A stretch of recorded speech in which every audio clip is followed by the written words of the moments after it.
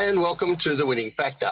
I'm Alan Aitken, and on this show each week we take a look at some upcoming races in Hong Kong and try to isolate an angle to the race we might look back on later as having been a path to finding the winner.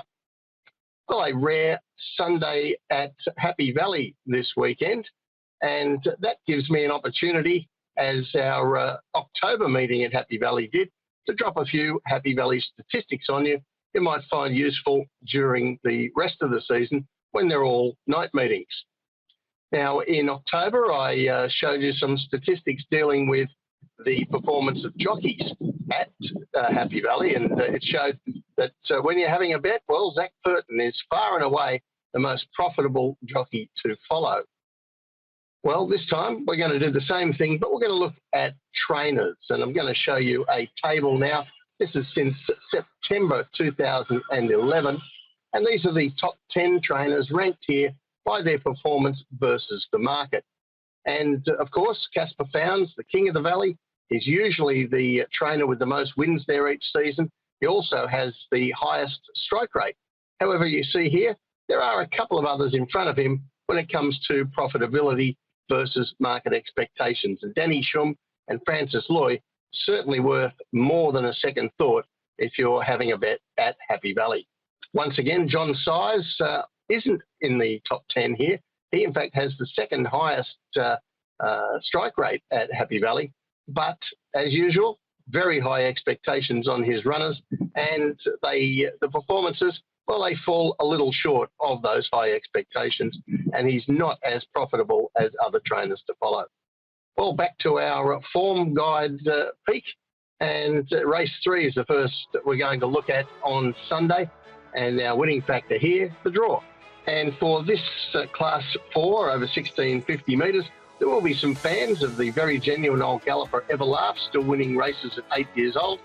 I think Shadow Breaker is going well enough to be a winning chance here too. But the ones that will dominate the discussions, I think, are Viva Popcorn, Zach Purton's mount, and the horse he beat last start, Faithful Trinity.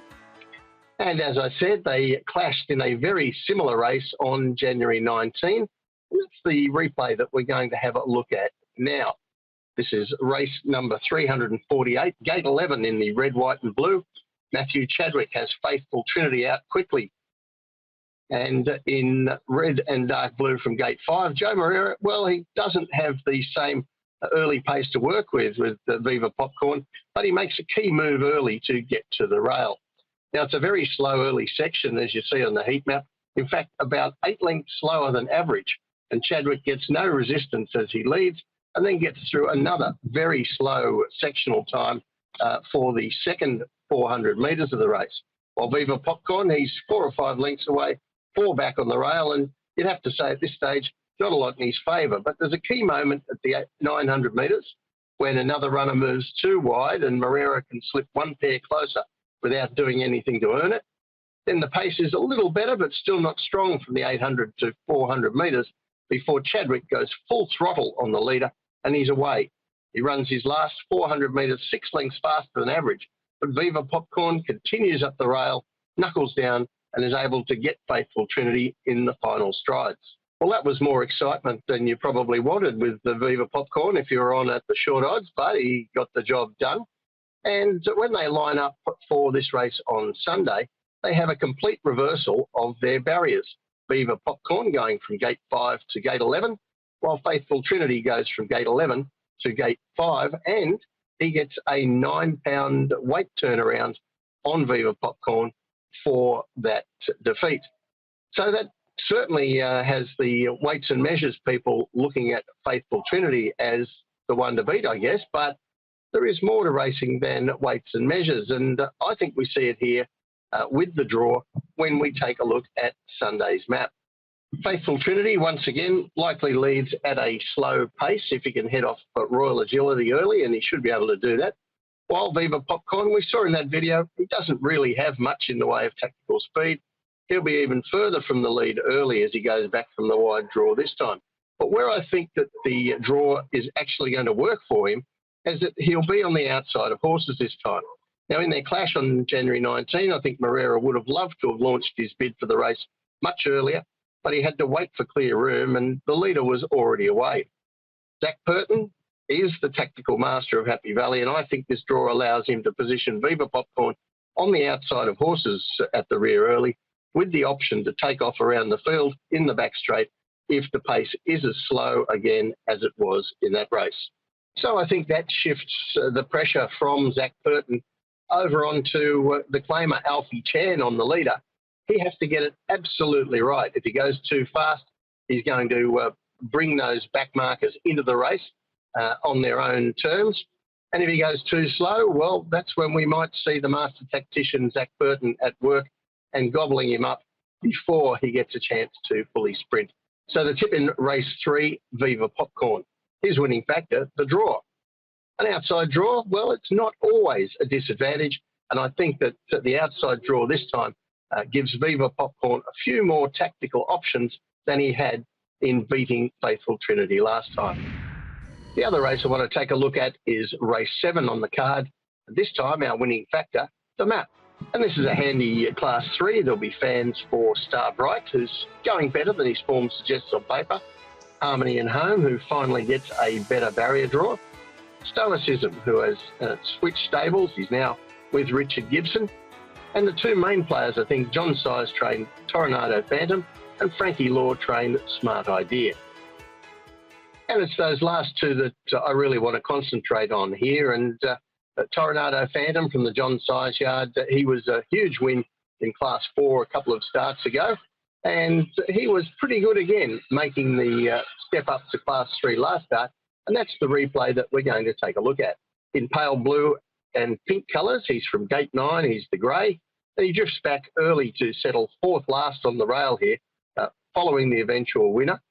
But Loving a Boom, the winner, sticks to the rail in the home straight, and Toronado Phantom has to angle out. Now, in the straight, he does have to change direction once, but gets a fairly straightforward run through the field. And eventually he finds the line strongly to be beaten only a half length on the line. An excellent performance. As for Smart Idea, his most recent performance was a week earlier than that, also 1,200 metres at the Valley, and this is in Class 4. And you see him here, he's in green and red colours with a white cap, drawn low in Gate 3. And he wasn't the best out of the gates and therefore has to settle midfield, maybe a little worse than midfield, but he does get some help from his rivals here as far as tempo goes. There's a bit of competition for the front.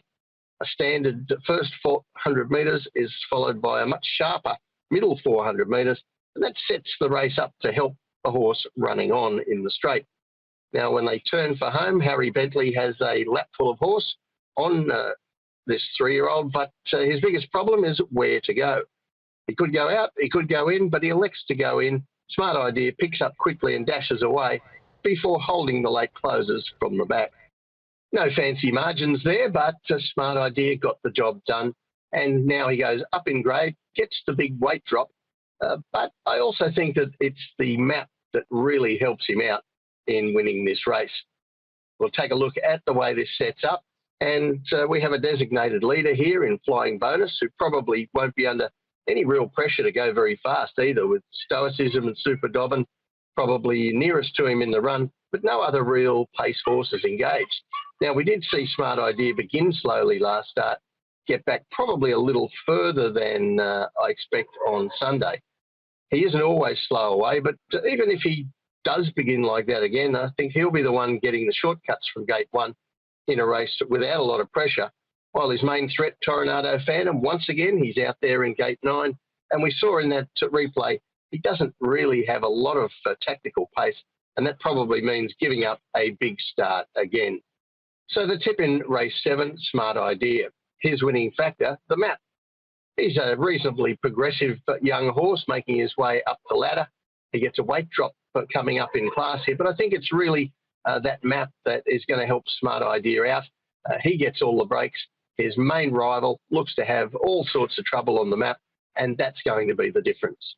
Well, that's it from the winning factor this week. Good luck on Sunday. We'll see you next time.